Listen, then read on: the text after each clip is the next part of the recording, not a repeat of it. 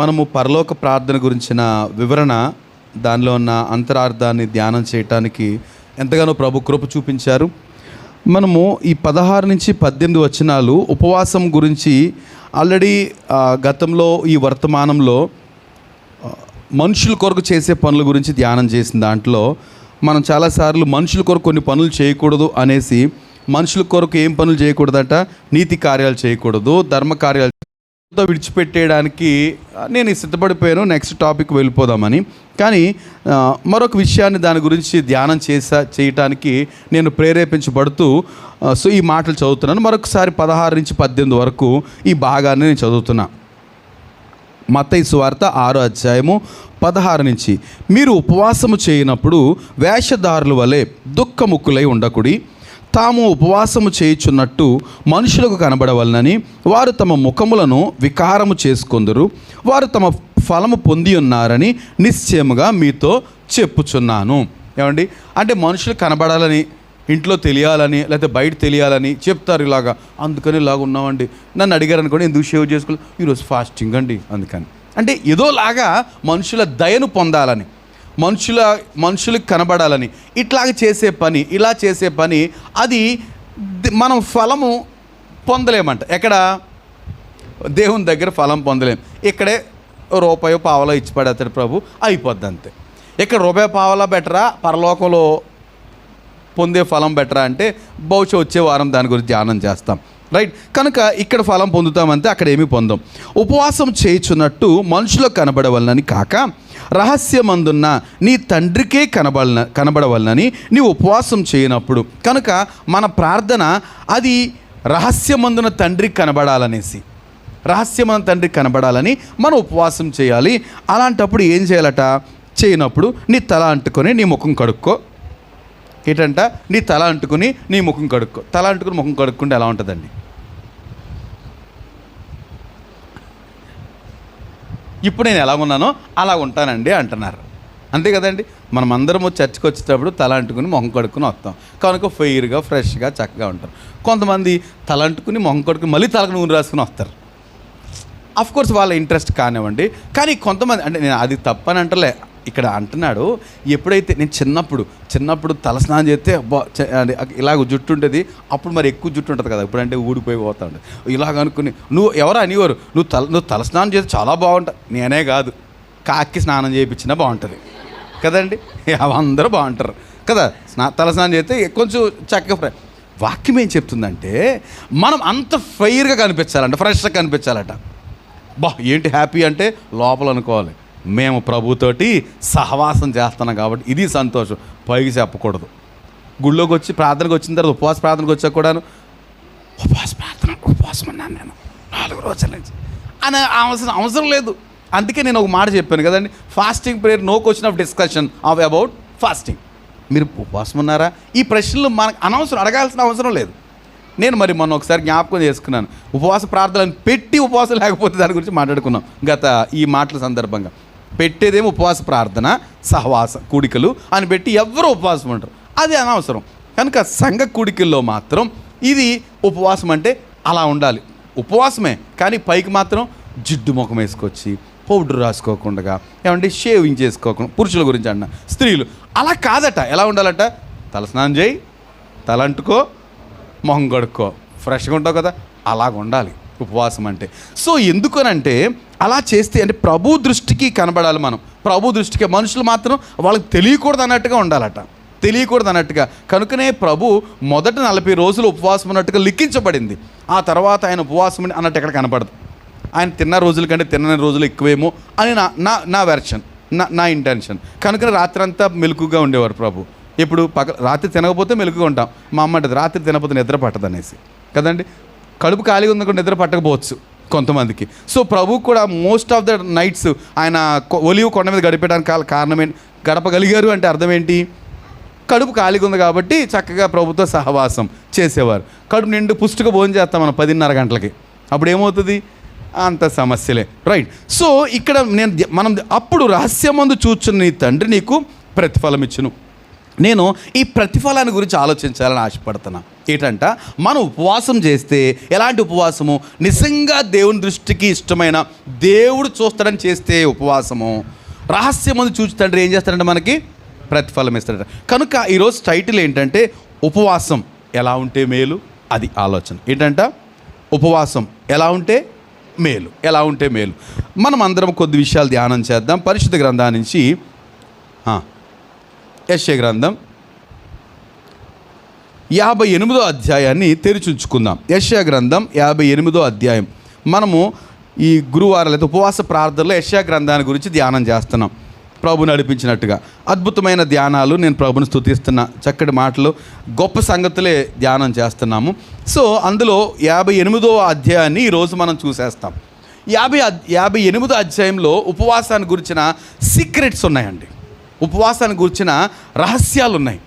చాలామంది మనము కూడా ఇలాగ ఉపవాసం చేయము, కనుకనే మనకేమి గిట్టుబాటు అవట్లే. గిట్టుబాటు అంటే దానివల్ల లాభం కలగట్లే. వాక్యం ఏం చెప్తుంది?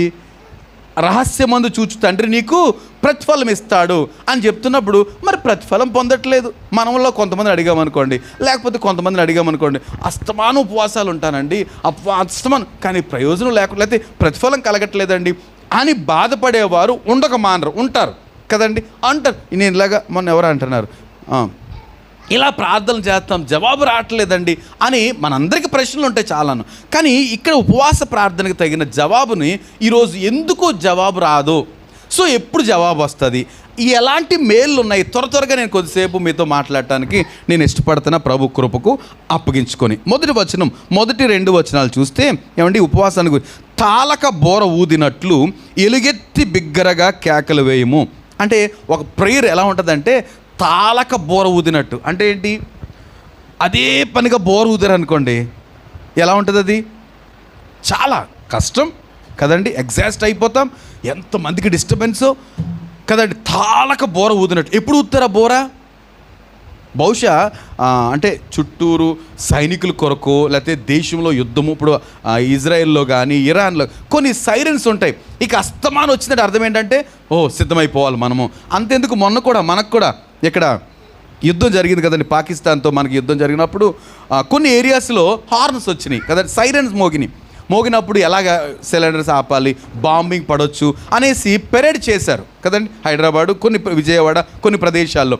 సో అట్లా అంటే అదే పనిగా సైరన్ ఎలా ఉంటుందో, లేదా తాళక బోర ఊదినట్లు ఎలుగెత్తి బిగ్గరగా కేకలు వేయము.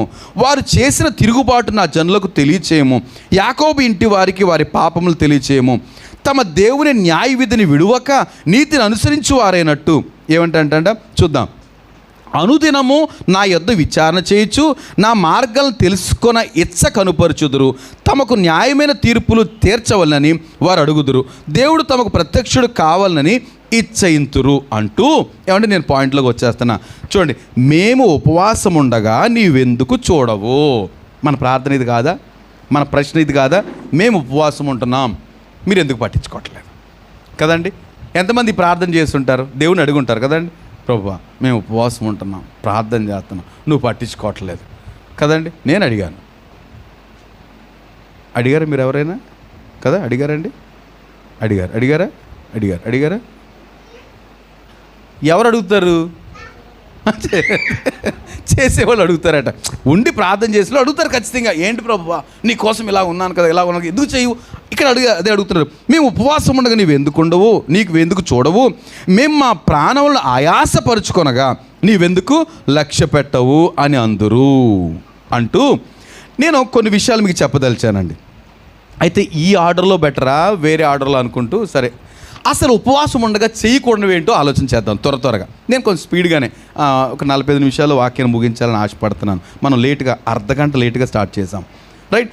ఏం చేయకూడదు ఉపవాసం ఉండగా?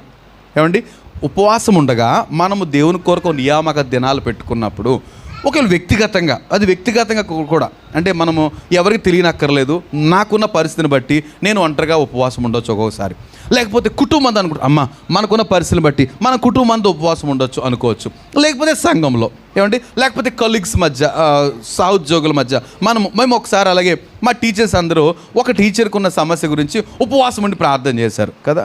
ఎవరు సువర్ణ గురించి ఉన్నారు అప్పుడు నువ్వు లేదు సువర్ణ గురించి ఒక అమ్మాయి గురించి ఉపవాసం ఉండి ప్రార్థన చేశారు. ఓ గొప్ప. 2 రోజుల తర్వాత ఆ అమ్మాయి ముఖం వెలిగిపోయి నవ్వుకుంటూ వచ్చేసి సార్ అని ఎంత సంతోషంగా. అయితే ఏమైతే ప్రార్థన చేశామో దాని విషయంలో ప్రభు కృప చూపించిన పరిస్థితిని బట్టి తను రైట్ నాన్ క్రిస్టియన్ రైట్. అలాగా సో ఏ గ్రూప్లో వారు మనం ప్రార్థన చేయొచ్చు, వ్యక్తిగతంగా ప్రార్థన చేయొచ్చు. అయితే ఈ ప్రార్థన చేసేటప్పుడు మనం ఉపవాసం ఉండి అలాగ నియమకం అనుకున్నప్పుడు కొన్ని చేయకుండా పనులు ఉన్నాయట. నేను త్వర చదువుతాను చూడండి. 3వ అధ్యాయంలో 3వ వచనంలోనే మీ ఉపవాస దినమున మీరు మీ వ్యాపారం చేయకూడదు. ఏం చేయకూడదంట? వ్యాపారము చేయుదురు అంటారు. అంటే మనం ఒకవేళ దినము అనుకుంటే ఒక రోజు అనుకుని ఆ రోజు అనుకుంటే ఖచ్చితంగా ఏం చేయకూడదంట? అంటే ఉపవాసము నియామక దినం అనుకుంటే ఆ రోజున వ్యాపారం చేయకూడదట. ఇంకా మీ పని వారి చేత కఠినమైన పని నువ్వు ఉపవాసం ఎందుకు చెయ్యు అనకూడదంట. కఠినమైన పని చేయించకూడదట. ఒకవేళ పని చేసే పరిస్థితి ఉంటే చూడు, మనకున్నది టైం తక్కువ, ఈ ఆదివారం కూడా మధ్యాహ్నం పని చేయించేసాం అంటే వాళ్ళు చేసుకుంటే మనం చేయించు. అలాంటప్పుడు ఎలా ఉండాలంట? ఫ్రీగా ఓకే చేసుకోండి, అవసరమైతే ఎక్స్ట్రా టీ అలా ఉండాలట. అంటే కఠినమైన పని చేయించకూడదట. ఇంకా మీ పనివారి చేత కఠినమైన పని చేయించకూడదు. మీరు కలహపడుచు ఏంటంట? నేను ఎలా చదువుతున్నాను అంటే మీరు ఎందుకు ప్రతిఫలం పొందరంటే ఈ పని చేస్తారు. ఏంటంట? వ్యాపారం చేస్తారు, పనివారి చేత కఠినమైన పని చేస్తారు, కలహపడతారు. మరి ఉపవాసం ఉండి కూడా ఏం చేస్తారంట? ఆ రోజు ప్లేట్ల శబ్దాలు వస్తూ ఉంటాయి. ప్లేట్ల శబ్దాలు రాకూడదు. ఎప్పుడు? ఉపవాసం ఉన్నప్పుడు. ప్లేట్ల శబ్దాలు ఎందుకు రాకూడదు? ప్లేట్ల శబ్దాలు అంటే తిండి గురించి అంటలేదు నేను. డబేలు పడేయటం, గిన్నె తలుపు డబేలు నేయటం, ఇలాంటివి రాకూడదట. అంటే ఎలా ఉండాలి? అమ్మో మనం ఉపవాసం ఉన్నాము, ప్రభుతో సహవాసం చేయాలి, కొంచెం కూల్గా వచ్చేస్తుంది కోపం, మన పక్కనే ఉంటుంది, ఆగు రాకూడదు అనేసి ఇలాగా మనము జాగ్రత్తలు తీసుకోవాలట. మీరు కలహపడతారు, ఇంకా వివాదము చేయొచ్చు, వివాదాలు ఫైటింగ్లు, తర్వాత అన్యాయముగా గుద్దులాడుచు ఉపవాసం అంటారు. ఇది సోద్యం అండి. అంటే ఉపవాసం ఉన్న వాళ్ళు అందరూ ఎంతో సాధువులుగా ఉంటారని కాదనమాట. అంటే ఉపవాసం ఉండి కూడా ఏం చేస్తారట? కలహపడతారు, వివాదం చేస్తారు, అన్యాయంగా ఫైటింగ్ WWW కదండి, ఏదంటారు ఫైటింగ్ అంటారు కదా, అట్లాంటివి కూడా చేసుకుంటారట. కనుక తిని దెబ్బలాడుకుంటే శక్తి ఎక్కువ ఉంటుంది, కొట్టుకోవడం బాగుంటుంది. తినకుండా దెబ్బలాడితే ఇద్దరు నేర్సిల్ ఇద్దరు దెబ్బలాడి వచ్చింది అనుకోండి. ఇప్పుడు తిండి లేదు, పాపం తిండి లేదు, దెబ్బలాట, అక్కడ ఏమైనా ప్రతిఫలం ఉందంటే అది లేదు, ప్రయోజనం లేదు, వేస్ట్ కదా. ఆలోచిద్దాం. సో ఎందుకు మనం జవాబు పొందలేకపోతున్నామంటే ఈ పరిస్థితి అంటండి. రైట్. ఇంకా అయిపోలేదు. ఇంకొక విషయం 5వ వచనంలో ఒకడు జమ్ము వలె తల వంచుకొని గోనె బట్ట కట్టుకొని బూడిద పరుచుకొని కూర్చునుట ఉపవాసమా? అట్టి ఉపవాసం యెహోవాకు ప్రీతికరమని మీరు అనుకుందురా? అంటే ఏంటంట? సంతాపం. అలా కూర్చుంటే ఏమవుద్ది? నిద్ర వస్తుంది కదండి. అలా కూర్చుని ఎంతో సంతాపం అంటా ఉండి సంతాపం అనుకుంటాం, ఈలోపు కళ్ళు వచ్చేస్తుంటాయి. కళ్ళు వచ్చేసి మధ్యలో బ్రేక్, ఈలోపు ఏ పిల్లలు వెళ్తా సంతాపడక్కర్లేదు ప్రభు దగ్గర, ఇంకా విలపించవచ్చు. ఏమండి? సంతాపం చూపించక్కర్లేదు. కొన్ని పరిస్థితులు ఉన్నాయి. ఈ నినివే టైంలో వాళ్ళు ఏం చేశారంటే సంతాపడలేదు, వాళ్ళు ఏం చేశారు? తమ హృదయ వేదనని చూపించారు. గోనుబట్ట కట్టుకున్నారు, బూడిదలో కూర్చున్నారు, రాజు నుంచి పనోడు వరకు ఆ పని చేశారు. అది ప్రభుకు దృష్టికి న్యాయమే, అంటే అంగీకారమైంది. కనుక సంతాపడనక్కర్లేదు. కానీ సో మనం చేసే ఉపవాసం. సో ఈ ఉపవాసంలో మరొక విషయం, చేయకూడని పనులు చెప్తున్నాను నేను, మీరు మరలా దాన్ని చదువుకోవాలని కోరుతున్నాను. 9వ వచనంలో ఏంటంట? ఇతరులను బాధించుటయు, 3వ లైన్లో ఇతరులను బాధించుటయు, వేలు పెట్టి చూపి తిరస్కరించుటయు. ఏంటంటండి? ఉపవాసం ఉన్నప్పుడు ఏం చేయకూడదంట? ఇతరులను బాధించకూడదు, నీ సంగతి చూద్దాం అనకూడదండి. అంటే ఖచ్చితంగా ఉపవాసం ఉన్నప్పుడు మన బిహేవియరు మారాలి. ఎందుకని? ఆయనను చూసి కనికరించాలి. కనుక ఆయనను కనికరించి నేను మాత్రం అంటే ఆయన అంటాడు, సరే తర్వాత చెప్పండి నేను వస్తాను అన్నట్టుకున్నాడు అనుకోండి. సో ప్రభు యొక్క దయా దాక్షిణ్యాలు మనం కలిగి ఉండాలంటే మనం అలా చూడాలండి. వేలు పెట్టి ఏంటంటే ఆ మాట ఏంటి? ఇతరులను బాధించుటయు, వేలు పట్టి చూపి తిరస్కరించుటయు, చెడ్డ దాన్ని బట్టి మాట్లాడటయు. ఇంకేం చేయకూడదంట? చెడ్డదాన్ని బట్టి మాట్లాడకూడదు. నీవు మాని చెడ్డదాన్ని బట్టి మాట్లాడటం అంటే చెత్త కూడా మాట్లాడుకోకూడదు. ఏమంటే ఇదేమైనా కష్టసాధ్యమైన పనులా? మనం ఉపవాసం ఉన్నప్పుడు ఈ పనులు చేయాలంటే చేయకూడదు, ఈ పనులు చేయకూడదు, ఏం చేయకూడదో మనం చూస్తున్నాం. ఇట్లాంటివన్నీ ప్రక్కన పెడితే ఏమండి చాలా మేలు జరుగుద్ది. రహస్యం ముందు చూచుదంటే మనకేం చేస్తాడట? మేలు ప్రతిఫలం కలుగు చేస్తాడట. సో ఇవన్నీ ప్రక్కన పెట్టి ఒకసారి నేను మళ్ళీ జస్ట్ రిపీట్ చేస్తున్నా. ఏంటంట, మనం ఉపవాస దినాన్ని ఏం చేయకూడదు? ప్రత్యేకమైన వ్యాపారం చేయకూడదు, పనివారి చేత కఠినమైన పని చేయకూడదు, తర్వాత కలహపడకూడదు, వివాదం చేయకూడదు, అన్యాయంగా గుద్దులాడకూడదు, తర్వాత జమ్ము వలె నిరసన వ్యక్తపరచకూడదు. ఏమండి అంటే తర్వాత ఇతరులు బాధించకూడదు, వేలు పెట్టి చూపి తిరస్కరించకూడదు, చెడ్డ దాని గురించి మాట్లాడకూడదు. ఇవన్నీ కట్టి పెట్టాలండి. మీరు ఎప్పుడైనా అట్లాంటి నియమ నిబంధనలు పెట్టుకుంటే, ఒకరోజు ఉపవాసం అనుకుంటే ఖచ్చితంగా ఇవి ఫాలో అవ్వండి, మర్చిపోకండి. ఏమండి ఇట్లా సంఘ ప్రార్థనలేని వ్యక్తిగతమైన ఇది గమనించండి. లేకపోతే ఇలా చేయలేనప్పుడు ఏం చేయాలి చెప్పండి? ఇలా చేయలేకపోతున్నాం అనుకోండి, ఏం చేయాలి? ఫైటింగ్ తప్పట్లేదండి, ఏం చేయాలి? మానేయాలి. ఏం మానేయాలి? ఉపవాసం చేయటం మానేయాలి. ముందు ఫైటింగ్ కట్టి పెట్టాలి, అప్పుడు ఉపవాసం చేయాలి. ఫైటింగ్లో ఉండి కూడా ఉపవాసం కూడా ఫైటింగ్ చేసుకుంటే ఇంకా స్ట్రాంగ్ ఉంటుందంటే దానివల్ల ప్రయోజనం లేదు. వాక్యం చెప్తున్న మాటలు రైట్. ఇప్పుడు చేయాల్సిన ఏంటి కూడా చదువుదాం.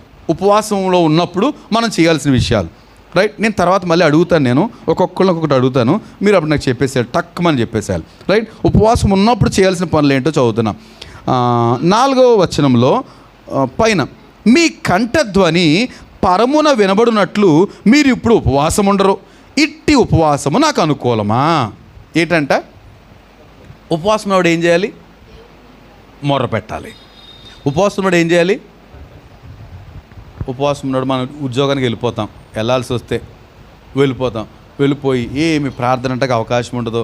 ఆ టైంలో దులుపుని వచ్చేసి కూర్చొని అప్పుడు కనీసం పోనీ అక్కడ టైం కుదరలేదు, ఖచ్చితంగా డ్యూటీకి వెళ్ళాలి, లేదా బిజినెస్కి వెళ్ళాలి, లేదా ఉద్యోగానికి వెళ్ళాలి, చెయ్యాలి.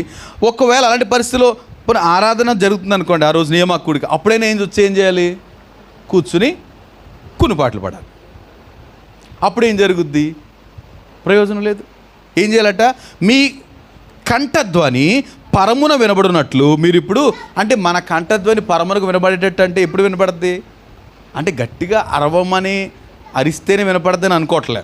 మనుషుల కొరకు మనం మొరపెట్టాలి. అందరూ నేను ఎంత గట్టిగా ప్రార్థన చేద్దాను అనుకుంటే వేస్ట్, అలా చెయ్యం. కానీ లోపల తీవ్రతను బట్టి ఒకవేళ మనం ప్రార్థన చేయగలిగితే మంచిదే, దాన్ని ఎవరు అబ్జెక్ట్ చేయడానికి కుదరదు. అంటే మన ఆశ ఏమై ఉండాలి? నా స్వరం ప్రభువుకి వినబడాలి. అది 2 రకాలుగా కూడా మనం ఇలా కూడా ధైర్యం తెచ్చుకోవచ్చు. హన్న ప్రార్థన ఎక్కడికి వెళ్ళిపోయిందంట?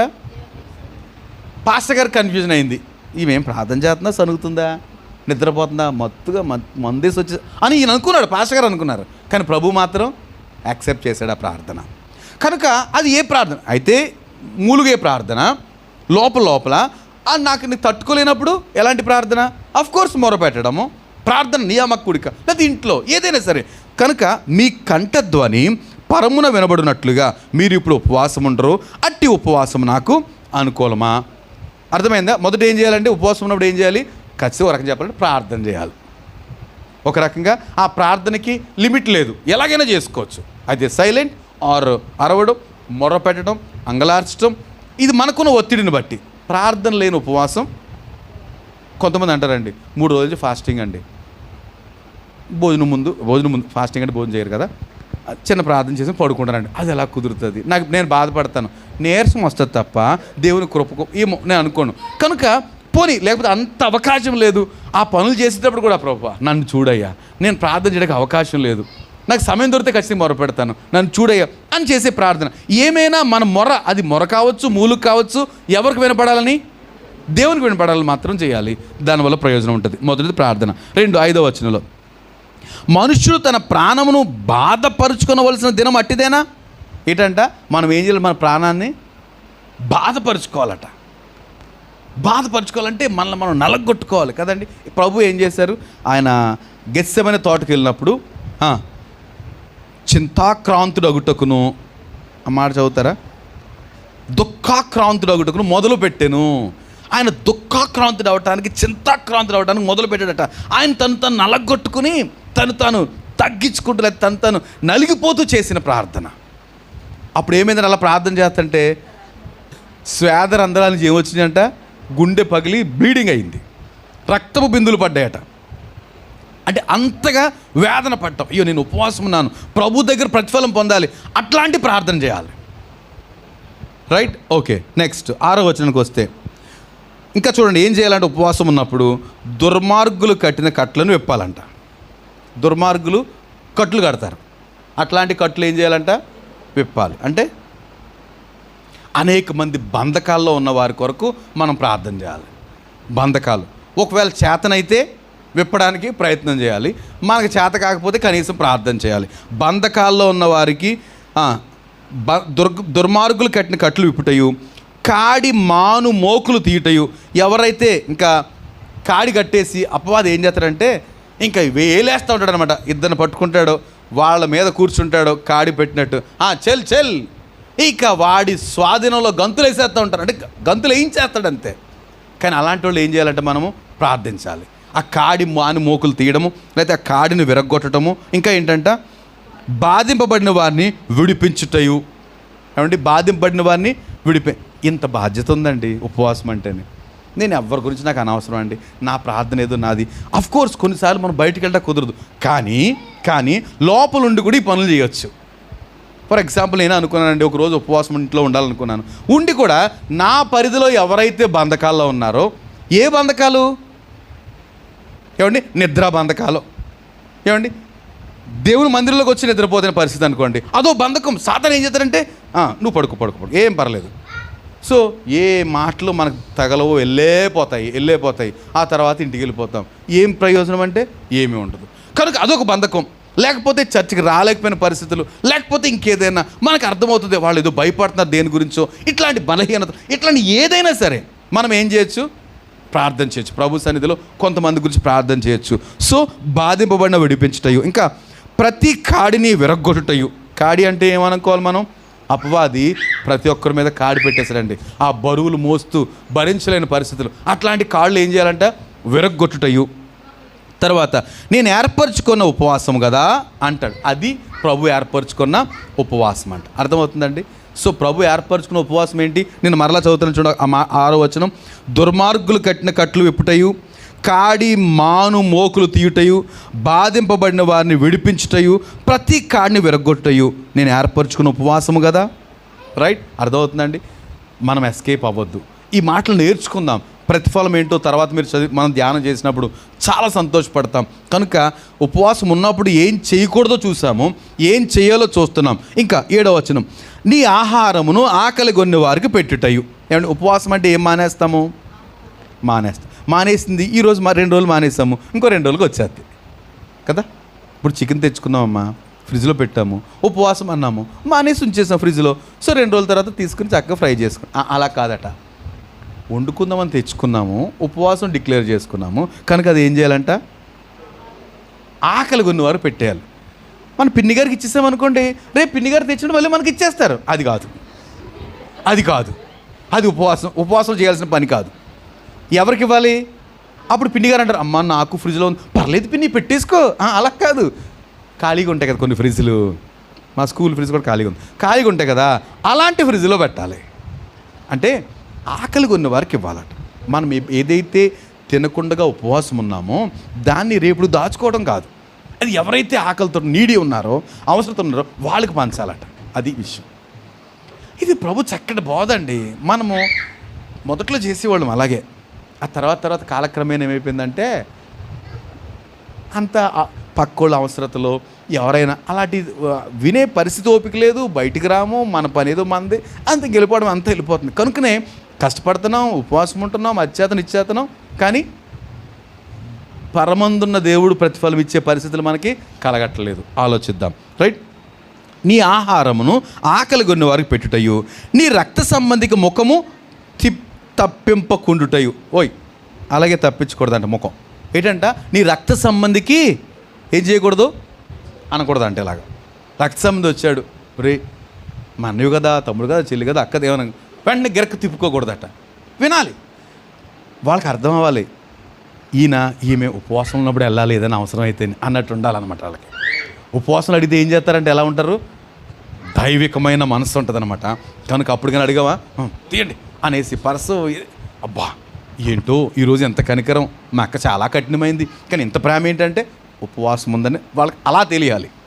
మనం చెప్పిన అక్కర్లేదు, ఆవిడ నేచర్ డిఫరెంట్గా ధారాళంగా ఉన్నారంటే అర్థం ఏంటి, ఓహో ఫాస్టింగ్లో ఉన్నారు కనుక నిజంగా దేవునిలాగా బిహేవ్ చేశారు, అది వాక్యం చెప్తుంది. కాబట్టి మనమేం మంచోళ్ళు కాదు, అంత మంచోళ్ళు మేము కాదు, కానీ వాక్యం చెప్తుంది ఉపవాసం ఉన్నప్పుడు ఏం చేయాలట, ఆశించిన దాన్ని ఆకలిగా ఉన్న వారికి పెట్టాలట, నీ రక్త సంబంధికి ముఖము తప్పింపకూడదట. ఇంకా దిక్కుమాలిన బేదలను నీ ఇంట చేర్చుకున్నట్టు కొంచెం జాగ్రత్తగానే చేయాలి ఈ పని, ఎవరి మట్టి వాళ్ళ ఇంట్లో రానివ్వకూడదు. దిక్కుమాలిన బేదలను ఇంట చేర్చుకొని, ఇంట్లో చేర్చుకోక్కర్లేదు, వాళ్ళకి కావాల్సిన ఇచ్చి ఓకే ఇంట చేర్చుకునే వాక్యాన్ని తప్పింపకుందును కాక. సో దిక్కుమాలిన బేదలను నీ ఇంట చేర్చుకున్నట్టు. ఇంకా వస్త్రహీనుడు నీకు కనబడినప్పుడు వానికి వస్త్రములు ఇచ్చుటయు. ఏమంటే కనీసం క్రైస్తవులైన మనము ఎవరైనా స్త్రీ కానీ పురుషుడు కానీ వస్త్రహీనం కనపడితే అలర్ట్ అవ్వాలటండి. అంటే దేవుని సృష్టిలో దేవుడు మొదట ఆదామును చేసి వారు చేయొద్దన్న పని చేసినందువల్ల దిగంబరులను గ్రహించిన తర్వాత పొండ్రాన్ని గెంటేయలేదు, రైట్? ఎలా గెంటాడు, వారికి చర్మపు చొక్కాయలు తొడిగించి అప్పుడు వదిలాడు. సిగ్గు కనబడేట్టుగా బయటకు దేవుడు వదలలేదు. కనుక అలాంటి వారు ఎవరైనా కనబడితే మనం అలర్ట్ అవ్వాలి.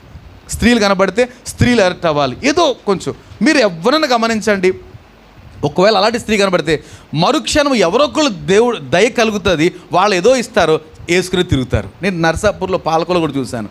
మొదటి 2 సార్లు అయ్యో అనిపించింది, తర్వాత ఏదో బట్టలేసి కనబడుతున్నారు స్త్రీలు కానీ పురుషులు కానీ.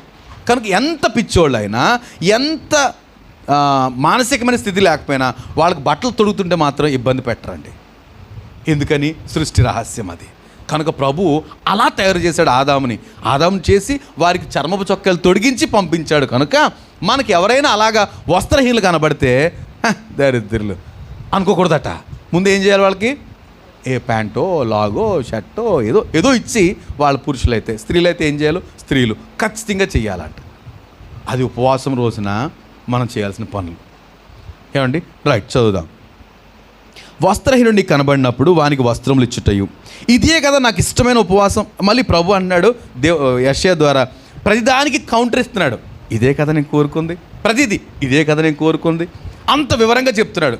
ఇది కాదు కదా నేను కోరుకుంటుంది, ఎంత వివరంగానో. సో ఈరోజు మనం ధ్యానం చేస్తున్నాం, దయచేసి ఈ మాటలు మీరు గమనించాలి, రైట్? ఇంకా సో ఇది చేయాల్సిన పనులండి, మనం చేయాల్సిన పనులు. అర్థమైంది కదా? 4వ అధ్యాయం 4వ వచనం, 5వ వచనం, 6వ వచనం, 7, 8, 10వ వచనం కూడా చూద్దామా? చూడండి, 10వ వచనం, ఆశించిన దాన్ని ఆకలి కొన్న వానికి ఇచ్చి శ్రమపడిన వాడిని తృప్తిపరచనేడల. ఆశించింది ఏం చేయాలంట, ఆకలి కొన్నవానికి ఇవ్వాలట. ఆశించింది ఆకలి కొన్నవానికి ఇవ్వాలి. ఇంకా శ్రమపడిన వాడిని ఏం చేయాలంట, తృప్తిపరచాలి. మన దగ్గర నిజంగా శ్రమపడ్డా తృప్తిపరచాలి. థ్యాంక్ యూ సార్ అనాలి. అదే తప్ప ఇంత కష్టపడ్డాను ఇంతే ఇచ్చాడా అని బాధపడకూడదట. ఒక్కోసారి మనం పని చేయించుకున్నప్పుడు అడిగి ఇంతే ఇవ్వాలి అనుకున్నాం అనుకోండి, ఇంకా 100 రూపాయలు ఇస్తే సంతోషపడతాడు. ఎందుకు ఇవ్వాలి, ఇవ్వకూడదు. వాడేమో ఇంతే ఇచ్చారా అనేసి వెళ్ళిపోతే ఈ 100 రూపాయలతో మనం 2 స్లాబ్లు వేసేయచ్చా? ఆఫ్టర్ ఇప్పుడు 100 రూపాయలతో ఏమీ రావట్లేదు కదండి. కానీ అతని జీతానికి కష్టాన్ని బట్టి తను కష్టపడాడు, ఒక్క 100 రూపాయలు ఎక్స్ట్రా ఇచ్చామనుకోండి, ఎంత సంతోషపడతాడు. ఈయన ఎప్పుడు పిలిచిన వెళ్ళిపోవాలరా. ఏమండి, అలాంటి మైండ్ ఉండాలంట. అంటే కష్టపడిన అదే శ్రమపడిన వాడిని తృప్తిపరిచిన ఎడల, ఆశించిన దాన్ని ఆకలి కొన్న వానికి ఇచ్చి శ్రమపడిన వాడిని తృప్తిపరచాలి, రైట్? ఇవి చేయవలసిన పనులు. పురుషులందరూ చెప్పాలి, ఏమేం చేయాలో చెప్పండి. నేను ఎలా చెప్పాడో అలా చెప్పేసాను అంతే, పాయింట్స్ లాగా. పురుషులు చేయాల్సిన పనులు, స్త్రీలు చేయకూడని పనులు చెప్తారు. ఆ తర్వాత అసలు దానివల్ల మేలు ఏంటో చూసి నేను ముగించేస్తాను. చెప్పాలి, ప్రార్థన చేయాలి. ఉపవాసం ఉన్నప్పుడు ఏం చేయాలి? అందుకే నేను ఇటు పెట్టుకున్నాను, మీకు కాదు కదా. మీరు వెనక్కి చూసారంటే ముగించేస్తాను అంతే, కనుక మీకు సంబంధం లేదు. నేను వాచ్ తెచ్చుకోలేదండి ఈరోజు, అందుకని దాన్ని అరేంజ్ చేశాను, మర్చిపోయాను వచ్చేటప్పుడు, రైట్? కనుక చెప్పండి, ఏం చెయ్యాలి ఉపవాసం ఉన్నప్పుడు? ప్రార్థన చేయాలి. చక్కగా పెళ్లి కూతురులా తల ఊపుతున్నారు కుదరదు, చెప్పండి నాకు. పురుషులు ప్రార్థన చేయాలి అంటే మొర్ర పెట్టాలి దేవునికి. ఇంకా పురుషులు, నీ బైబిల్ ఏదయ్యా? ఆ బైబిల్ అక్కడ ఉంటే ఎలాగా? సరే, బైబిల్ తెరుచుకోండి. పోనీ అంత కంఠస్థం వచ్చిందంటే ఓపెన్ చేయకపోయినా పర్లేదు కదా. Once in a week Bible తెరుస్తాము. అందుకే మా పాస్టర్ గారు అన్నారు, ఒక ఆవిడ అన్నమ్మ గారు ఆవిడ పేరు, ఒకసారి వాళ్ళ ఇంటికి వెళ్తే బైబిల్ తేమ్మ అంటే తెచ్చిందంట. ఇలా గుండ్రంగా అయిపోయింది. ఏంటమ్మంటే ఉప్పుకుండ మీద మూత వేసాను సార్ అందంట బైబిల్. మనము అంతే, ఉప్పుకుండ మీద వేస్తున్నాం, వారానికి ఒకసారి తీస్తాం. చర్చిలో అయినా తీయాలి కదండి. చదవండి, చెప్పండి నాకు. తర్వాత బాధపరుచుకోవాలి మనము. ఇంకా దుర్మార్గులు కట్టిన కట్లు విప్పాలి, కాడి మాను మోకులు తీయాలి, బాధింపడిన వాడిని విడిపించాలి, ప్రతి కాడిని విరగ్గొట్టాలి. ఇంకా ఆహారము ఆకలి గొన్న వారికి పెట్టాలి, రక్త సంబంధికి ముఖము తప్పింపకూడదు. ఇంకా దిక్కుమాలిన భేదల్ని చేర్చుకోవాలి, వస్త్రహీనుడు మనకు కనపడినప్పుడు వానికి వస్త్రాలు ఇవ్వాలి. ఇదే కదా దేవుడు కోరేది. ఇంకా ఆశించిన దాన్ని ఆకలి గొనవానికి ఇవ్వాలి, శ్రమ పడిన వాడిని తృప్తిపరచాలి. ఇది చేయాల్సిన పనులు. స్త్రీలు చేయకూడని పనులు చెప్పండి అమ్మా. వ్యాపారం చేయకూడదు, కఠినమైన పని చేయించకూడదు, కలహపడకూడదు, వివాదం చేయకూడదు, అన్యాయంగా గుద్దులాడకూడదు. అర్థమవుతుందా? అన్యాయంగా గుద్దులాడకూడదు అంటే అన్యాయంగా గుద్దులాడకూడదు. న్యాయంగా, ఒకవేళ అవసరం అయితే న్యాయంగా. ఇప్పుడు భార్యాభర్తల మధ్య న్యాయమైన సంబంధాలు ఏమైనా ఉంటే న్యాయంగానే మాట్లాడాలి, అంతే తప్ప కానీ ఇంత ముందులాగా ప్లేట్లు గెట్టరేయకూడదు. న్యాయంగా దెబ్బలాడవచ్చు. ఓకే. జమ్ము అంటే నిరసన కాదు, దేవుని దగ్గర సంతాపం కాదు. ఏంటంటే ప్రభు చూస్తాడని ఆశపడుతూ మనం ఆ పని చేయాలి. పై కనపడ్డట్టు బయట నిలబడ, నేను ఆయన బయటే ఉంటాడండి 4 రోజులను, ఎందుకంటే బూడిదలో ఉంటాడండి, ఉపవాసం, అలాంటివి ఇప్పుడు కుదరదు. అప్పుడు ఇంతకుముందు ఏమైనా చేశారేమో కానీ కుదరదు. రైట్, ఇవి ఉపవాసం ఉన్నప్పుడు చేయకూడనివి. ఏం చేయాలో మనం ధ్యానం చేసాం. Right, okay. వేలు పెట్టి ఏంటంటే అది కూడా ఉంది కదా, ఇతరులను వేలు బాధించుటయు, వేలు పెట్టి తిరస్కరించుటయు, చెడ్డదాన్ని బట్టి మాట్లాడటయు, ఇది కుదరదు. ఇవి చేయకూడదు. ఇలా చేస్తే అంటే ఏవి చేయకూడదో చేయకుండా ఏవి చేయాలో చేస్తే ఇప్పుడు ప్రయోజనం చూద్దాం. ఇప్పుడు ప్రతిఫలం ఏంటో. మన అక్కడ ఆ దారి ఉంది కదా, అక్కడ ఒక చైర్ తీస్తే వాళ్ళు లోపలికి వచ్చేవాళ్ళు లోపలికి వచ్చేటట్టుగా ఆలోచించాలండి. రైట్, ఇప్పుడు చూద్దాం త్వరగా. నేను ఈ ఏమైతే ఆశీర్వాదాలు ఉన్నాయో నేను జ్ఞాపకం చేస్తున్నా. ఉపవాసం వల్ల పరలోకమందున తండ్రి మనకు ప్రతిఫలం ఏమిస్తాడో చూద్దాం. ఈ ప్రతిఫలాలు ఒకసారి ఇక్కడ మీరు అన్నీ వెతకడానికి ప్రయత్నం చేస్తే మంచిదే. నాతో పాటు మీరు కూడా టిక్ పెట్టుకోండి. 8వ వచనంలో మధ్యన ఉంది ఏంటంటే, అలాగూ నువ్వు చేసిన ఎడల, ఇలాగ చేస్తే అంటే చేయకూడనివి మానేసి చేయవలసినవి చేస్తే ఏం జరుగుద్దంట, నీ వెలుగు వేకు చుక్కవలే ఉండును. దేవునికి స్తోత్రం. వెలుగు ఎలా ఉంటుందంట అండి? వేకు చుక్క అంటే మార్నింగ్ స్టార్ అంటారు. మార్నింగ్ స్టార్ ప్రొద్దుటే బాగా వెలుగ్గా కనపడుద్ది అన్నమాట. మనం 5 గంటల ప్రాంతంలో కనపడద్దండి, వెలుగ్గా ఆకాశంలో వెలుగుమయమైన వేకు చుక్కలా ఉంటుందట. చుట్టూరు చీకటి ఉండొచ్చు, కానీ మనం ఎలా ఉంటామంట? వెలుగ్గా ఉంటాం. వెలుగ్గా ఉండాలి కదా.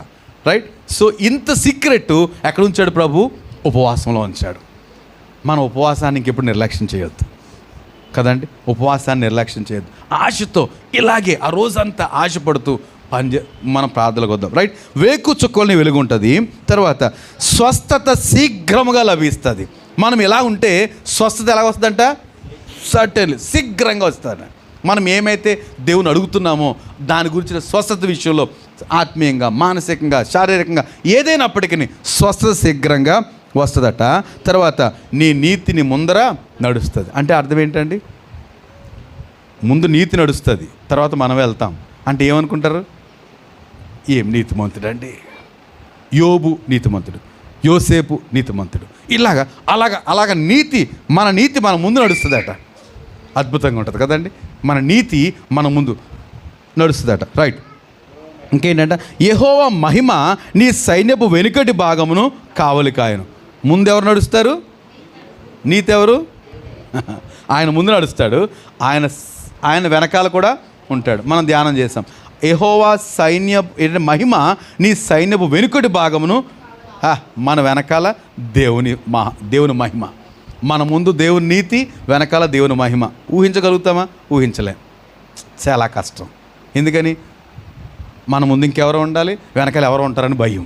కానీ ప్రభు అంటున్నాడు, ఉపవాసము కనుక ఇలా చేస్తే నీ ముందు నీతి వెళ్తుంది, నీ వెనకాల నా మహిమ ఉంటుంది. గ్రహించాలి. దేవునికి స్తోత్రం. రైట్. మన వెనకాల దేవుని మహిమ ఉంటుందట. ఇంకా నీవు పిలువగా యెహోవా ఉత్తరం ఇచ్చును. ఏంటంట? మనం పిలిస్తే దేవుడు ఏం చేస్తాడంట? ఎస్, ఐ ఆమ్ హియర్ అంటాడట. ఏమండి? మనం పిలిస్తే దేవుడు ఏం చేస్తాడంట? వింటాడట, వెంటనే వింటాడు. చాలాసార్లు మనం అనుకుంటాం ప్రభువా ప్రభువా ప్రభువా ప్రభువా ప్రభువా అంటాం. ఏమండి? తీమయ్యి కుమారుని భర్తీమయ్యి అరుస్తూనే ఉన్నాడు. ప్రభుకు వినబడలేదా? ఆయన దూరం ఉన్నాడు కాబట్టి దగ్గరికి వచ్చేవరకు ఆగి ఇలా రమ్మనండి అన్నాడు. అయితే ఈ అరుపు ఎక్కడ స్టార్ట్ చేశాడు ఆయన? ఆ ఎంట్రన్స్లో ఉండగానే. ఎవరు? అప్పాయమ్మ గారి ఇంటికి అవతలే, అక్కడి నుంచి మొదలుపెట్టాడు. అక్కడ ఉండగానే ఇక్కడ మొదలుపెట్టాడు. సో దగ్గరికి వచ్చి ప్రభు అంటాడు, రండి, పిలవండి, ఇలా తీసుకురండి. ఏమండి? కనుక మనం పిలవటంలో కాంప్రమైజ్ కాకూడదు. రైట్. ఆయన ఏం చేస్తాడట? నీవు పిలవగా ఆయన ఉత్తరం ఇచ్చును. ఇంకా నీవు మొర్ర పెట్టగా ఆయన ఐఆమ్ హియర్ అంటాడట. ఏమంటాడు? నేను ఉన్నాను కదా. ఏమండి? గత శుక్రవారమే కదా హోల్ నైట్ ప్రేయర్ అనుకున్న, హాఫ్ నైట్. ఆ రోజు మేము ధ్యానం చేసినప్పుడు ఎలాగ అనిపించింది? మనకి వచ్చిన వాళ్ళకి తెలుస్తుంది, చాలామంది మీలో కదండి. ఎలాగ అనిపించింది అంటే, ప్రభు నేనున్నాను కదా, ఎందుకు ఊరికి ఆందోళన పడతావు అన్నట్టు అనిపించింది. భుజం తట్టి, ఎందుకయ్యా? ఇప్పుడు మన ఇంటి పెద్ద, మేము ఎలాగ అనుకున్నాం, మన ఇంటి సమస్యలో ఉన్నాం, ఇంటికి పెద్ద ఉన్నాడు. ఆ ఇంటి పెద్ద వచ్చి కూర్చుని, ఎందుకు ఊరికి ఆందోళన పడిపోతారు? నేనున్నాను మర్చిపోయారా? అన్ని విషయాలు సహాయం చేద్దాం, ధైర్యంగా ఉండండి. ఎలా ఉంటుంది అప్పుడు? అమ్మ, ఈయన అలాగ అంటలేదు అనుకున్నా. అలాగుంది. మొన్న 51 కీర్తన, యెషయా గ్రంథం 51 ధ్యానం చేస్తుంటే, కనుక ప్రభు అంటాడు, నువ్వు ఉత్తరం ఇస్తే నేను పలుకుతాను, నేనున్నానని చెప్తాను. ఎప్పుడు? మన ఉపవాసము అలా ఉన్నప్పుడు. రైట్. నేనున్నాను అని చెప్తాడట. ఇంకా 10వ వచనం కాదు ఈ 10లో 2వ మాట, చీకట్లో నీ వెలుగు ప్రకాశించును. చీకటి ఉందనుకోండి, కానీ మన వెలుగు ప్రకాశిస్తుందట. ఒక మాట ఉంటుంది, నాకు ఈ మాట ఇది చదువుతున్నాను ఇచ్చింది. వారికి చీకట్లో వాళ్ళ దీపం ఆరిపోద్దంట. ఎవరికి? భక్తిహీనులకి. ఇప్పుడు చీకట్లో గుడ్డు దీపం వెలిగించుని వెళ్తున్నామండి, అది ఆరిపోతే అంధకారం. కానీ ఎవరైతే ఉపవాసం దేవుని చిత్త ప్రకారం చేస్తారో, చేయకూడని మానేసి చేయాల్సింది చేస్తే, చీకట్లో వారి వెలుగు ఏమవుద్దంట? ఇంకా ఎక్కువైపోతుంది. ఆ వెలుగు ఎక్కువైందనుకోండి, మనకు ప్రయోజనం, మిగతా వాళ్ళకి కూడా ప్రయోజనకరం. ఏమంటే? ఎంతోమందికి వెలుగిచ్చే వారంగా ఉంటాం. సో చీకట్లో నీ వెలుగు ప్రకాశిస్తుంది. ఇంకా తర్వాత అంధకారం అట మనకి ఎలా ఉంటుందంట? మధ్యాహ్నం, మిట్ట మధ్యాహ్నం ఎలా ఉంటుంది? వెలుగ్గా. అందరికీనేమో అంధకారము, ఇశ్రాయేలుకు మాత్రం ఎలా ఉందంట? ఆ రోజు వెలుగే వెలుగు. 3 రోజులు నో డార్క్నెస్. దేవునికి స్తోత్రం. విషయం గమనించాలి. ఇశ్రాయేలుకి 3 రోజులు చీకటండి, ఐగుప్తీయులకు 3 రోజులు చీకటి. ఆ 3 రోజులు ఇశ్రాయేలుకి నో డార్క్నెస్, చీకట్లేదు. రాత్రి 7 అవుతుంది, 8 అవుతుంది, 9 అవుతుంది, చీకట్లేదు. వాళ్ళకి ఈ చీకటంతా అక్కడ కాపలా కాసింది, ఇక్కడ మాత్రం వీళ్ళకి వెలుగు. అలా ఉంటుందంట. మధ్యాహ్నము నీకు ఏంటిదంటే, అంధకారము నీకు మధ్యాహ్నం వలె ఉండును. సో ఎవరైతే దేవుని యందు లేకపోతే ఆ ఉపవాస ప్రార్థన విషయంలో ఆసక్తి కలిగి ఉంటారో వారికి అంధకారము మధ్యాహ్నం వలె ఉంటుందట. ఇంకా యెహోవా నిన్ను నిత్యము నడిపిస్తాడట అండి. ఏమండి? ఆయన నడిపిస్తాడట. నేను ఈ ప్రార్థన చేస్తాను, ప్రభువా మమ్మల్ని నడిపించు. ఆయన అన్నాడు కదా, నీకు ఉపదేశం చేస్తాను, నడవలసిన మార్గాన్ని నీకు బోధిస్తాను అన్నాడు కదా. కనుక అయ్యా నేను బయలుదేరుతున్నాను. నిజంగా నాకు అంత క్లారిటీ లేదు, మీ చిత్తానుసారం నడిపించండి. కొన్నిసార్లు మనకు అర్థం కాదు. ఏమండి? నేను ఇక్కడ పని చేస్తాను, హుషారుగా అన్నీ చక్కబెట్టుకుని బ్యాగ్ తగిలి వచ్చేస్తే తీరా ఎవడు ఉండేవాడు కాదు. ఇక్కడ ఫోన్ చేస్తే, ఈరోజు మనుషులందరూ మానేశారు సార్ అని వాడు మేస్త్రి. అబ్బబ్బబ్బా ఎంత కోపం వచ్చిందో. కానీ మీ చిత్తం, అది ఏం చేస్తాం? మీ చిత్తం కానివ్వండి అనేసి నేను మిగతా పని చేసుకున్నా. సో అంటే మనము మన ఉద్దేశ ప్రకారంగా మనం పూర్తిగా ప్రయత్నం చేసినా ఆ పని అవ్వలేదు అంటే అది ఏమనుకోవాలి? మనం దైవ చిత్తం. అప్పుడు టెన్షన్ పడం. లేకపోతే రావాలి రేపు అంతు చూద్దాం అంటానికి కుదరదు. అలా చేయకూడదు. సో ఆయన ఏంటంట, యెహోవాని నిత్యము నడిపించును. ఇంకా చూడండి, క్షామకాలమున ఆయనను తృప్తిపరిచి నీ ఎముకలను బలపరచును. క్షామకాలం అంటే అందరికి కరువు వస్తుందట. మనల్ని ఏం చేస్తాడంటే దేవుడు తృప్తిపరిచి బలపరుస్తాడు, ఎముకలు బలపరుస్తాడట. ఏమండి, ఇశ్రాయేలు షోమ్రోన్లో అందరి కరువు, షోమ్రోన్లోన అహాబు టైంలో అందరి కరువు. ఆ విధవరాలు ఎక్కడ, సారేపతిలో ఉన్న ఒక విధవరాలకి సమృద్ధి తన కొడుకు.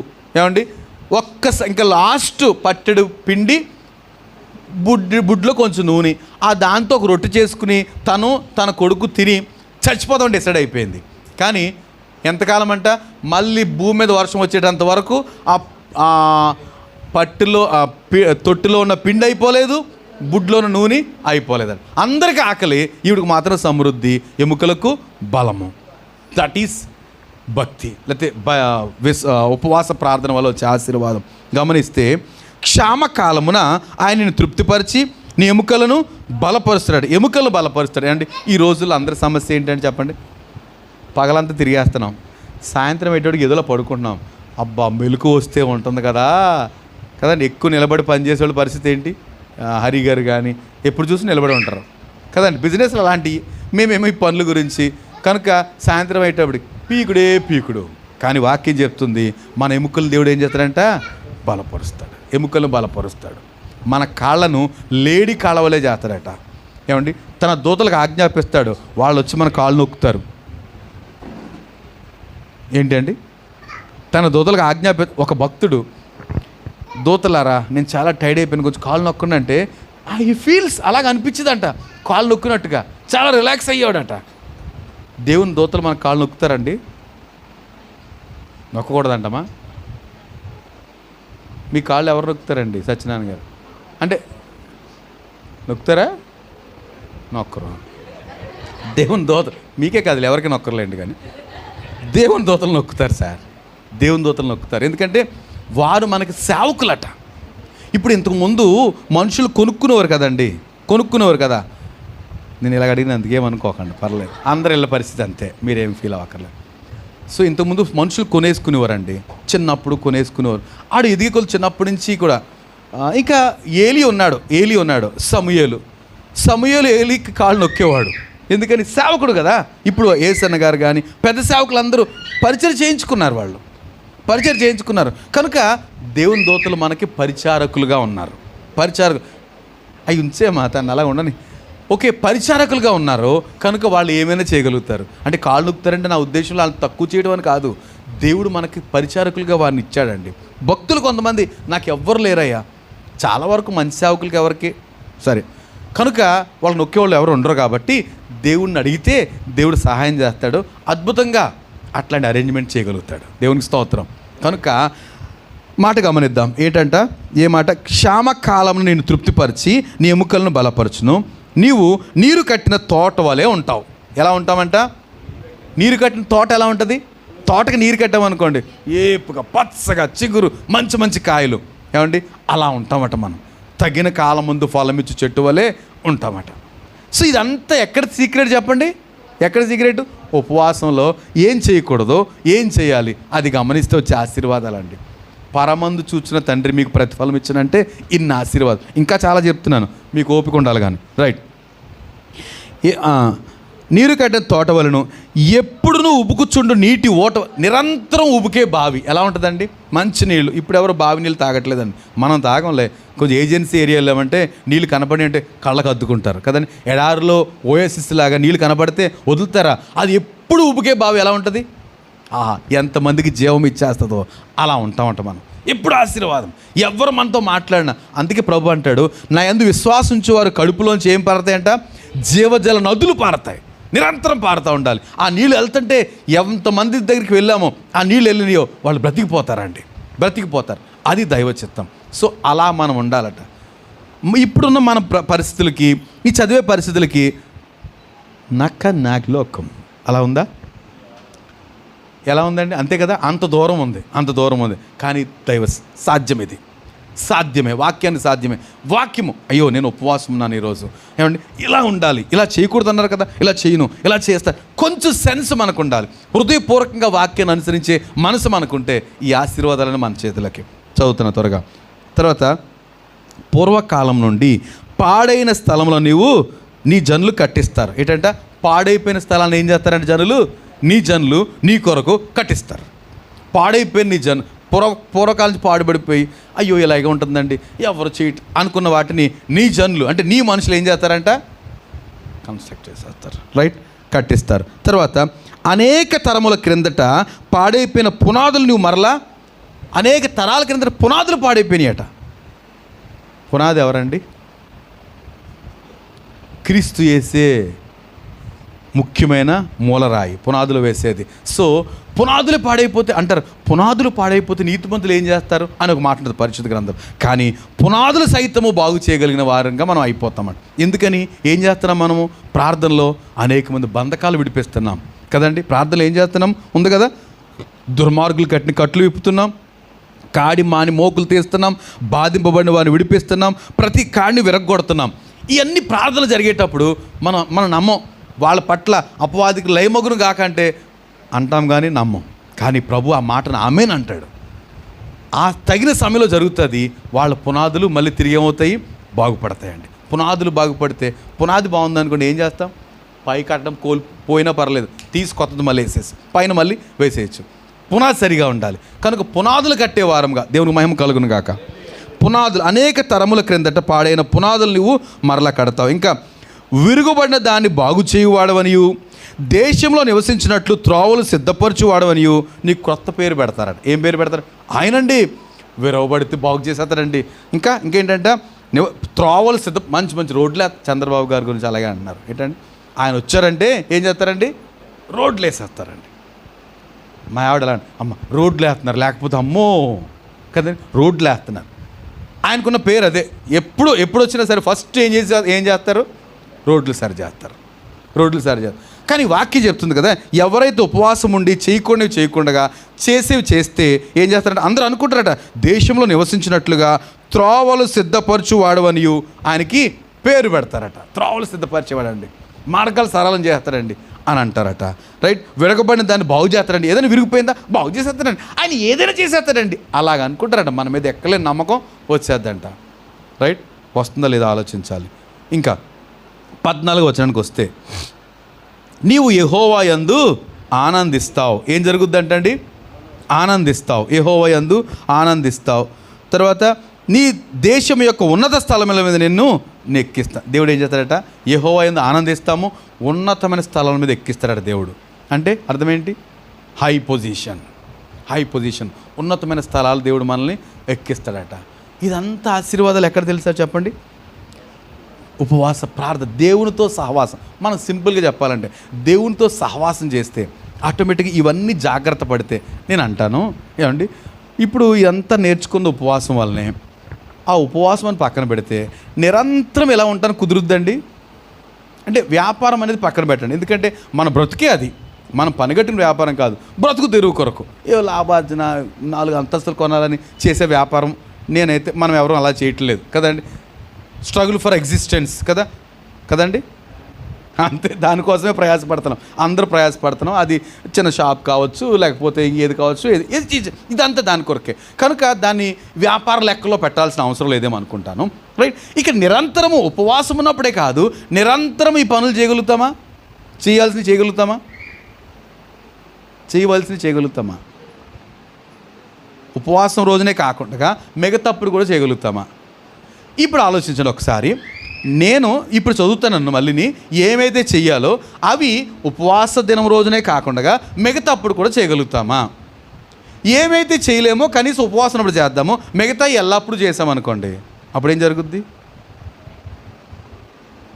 నా పాయింట్ అర్థం అవ్వలేదా? మీ మొక్కల్లో తేడా కనిపించట్లేదు నాకు. నేను అంటాను, ఉపవాసం ఉన్నప్పుడు చేస్తేనే ఇన్ని ఆశీర్వాదాలు అయితే అసలు మన జీవితమే అంటారు, మనల్ని నాజీరు చేయబడ్డవారు అంటారు. ఎందుకనంటే మనం క్రీస్తు కొరకు నాజీరు చేయబడ్డాం. నాజీరు అంటే పెళ్లి చేసుకోవడం అది కాదు, ఆయన కొరకు ప్రత్యేకమైన సమర్పణ కలిగి యాజకులుగా మనం ఉండాలి. కనుక యాజకుడు ఓన్లీ యాజకత్వం చేసేటప్పుడు జాగ్రత్తగా ఉండడం కాదు, నిరంతరం అలాగ ఉండాలి. నిరంతరం అలాగ ఉండాలి. అది మన స్టైల్. మన భక్తి ఆదివారం వచ్చిన తర్వాత లేదా ప్రార్థన అలా కాదు, మన లైఫే మన భక్తిలా ఉండాలి. మన లైఫ్ స్టైలే మన భక్తి అయిపోవాలి. అలాంటప్పుడు చేయకూడని పనులు చదువుతాను చూడండి. అలా చేయవచ్చు చేయకూడదు. మీ ఉపవాస దినాన్ని మీరు వ్యాపారం అనేది చెప్పాము కదా, పక్కన పెట్టండి. తర్వాత మీ పని వారి చేత కఠినమైన పని చేయించవచ్చా? అప్పుడే కాదు, ఎప్పుడు చేయించొద్దు. మన దగ్గర పనులు ఉన్నారండి, చక్కగా సంతోషంగా చేయనివ్వండి. బాబు చేయలేను, సరే రెస్ట్ తీసుకో కాసేపు అని అనండి. అనలేమా?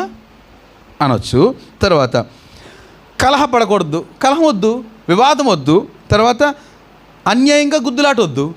అది ఎప్పటికీ మంచిది కాదు కదండి. ఇప్పుడు అన్యాయంగా దెబ్బలాడేస్తున్నాం అనుకోండి, ఏం జరుగుద్ది? మనిషి మీద గౌరవం పోతుంది, విలువ పోతుంది. చిచి అనేస్తారు అందరూ. అసలు అన్యాయం వద్దు, న్యాయంగా దెబ్బలాట ఉండాలి. న్యాయం కొన్నిసార్లు ఉంటుంది, ఖచ్చితంగా ఉంటుంది.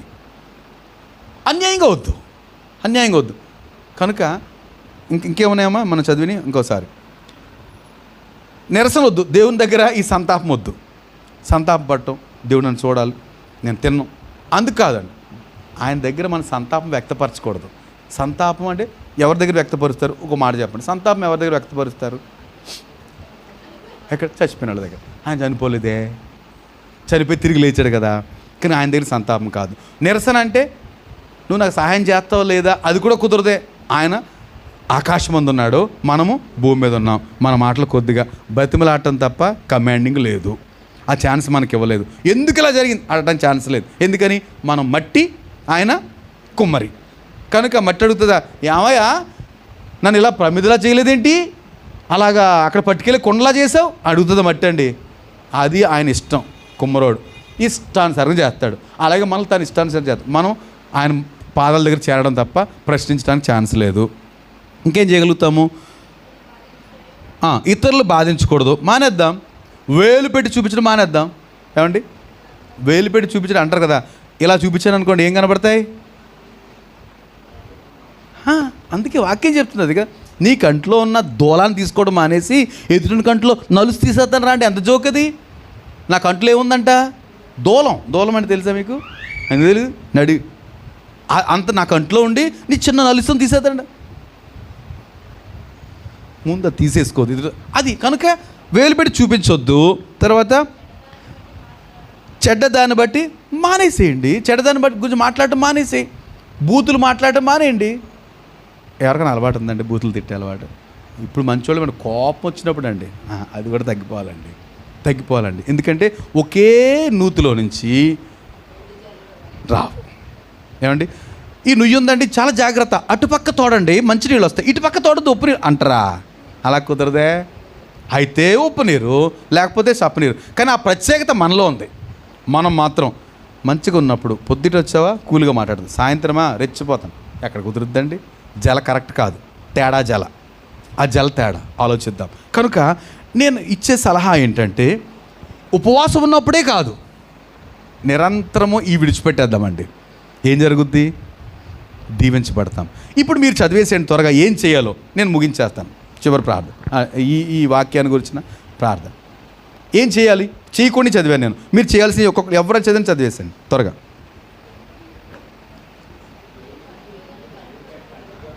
ఏం చెయ్యాలో ఆశీర్వాదం కాదండి, మనం ఏం చేయాలో చదవమంటున్నాను నేను. ప్రార్థన చేయాలి. చేస్తున్నామా? రోజు చేద్దాం. ఒకవేళ చేయకపోతే ఓన్లీ కాదు, రోజు ప్రభు దగ్గర మొరపెడదాం. ఏమంటే మనకంటే సమయం పెట్టుకుందాం, దేవానికి స్తోత్రం మొరపెడదాం.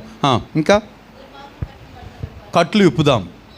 చేతనైతే ఒకవేళ నిజం కట్టబడి ఉంటే వెళ్దాము, లేకపోతే ప్రార్థనలైనా వాళ్ళ గురించి ప్రార్థన చేద్దాం. కాడి మోకులు తీసేద్దాం, బాధింపడిన వారిని విడిపిద్దాం. ఇంకా ప్రతి కాడిని విరగొడదాం.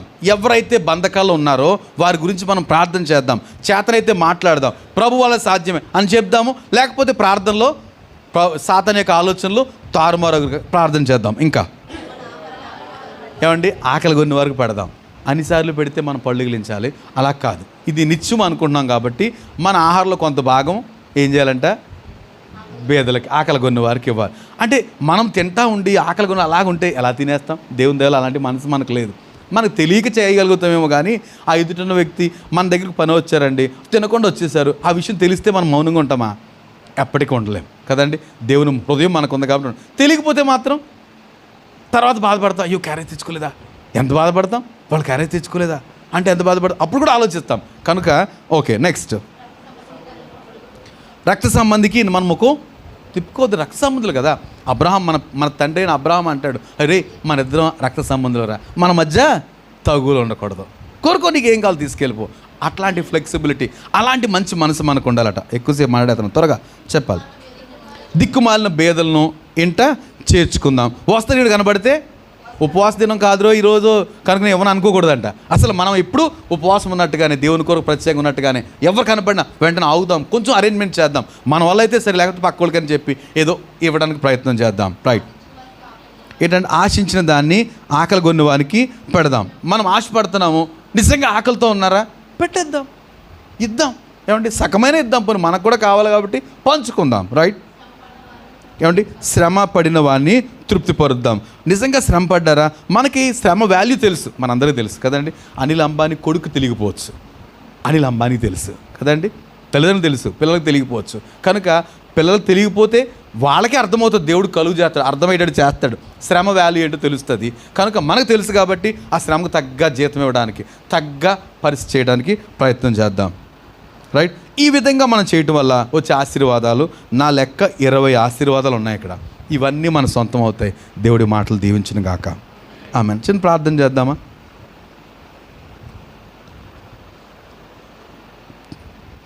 ఈ వాక్య నెరవేర్పు కొరకు 2 నిమిషాలు ప్రార్థన. ఒక్కసారిగా మన హృదయం నింపుకుందాం.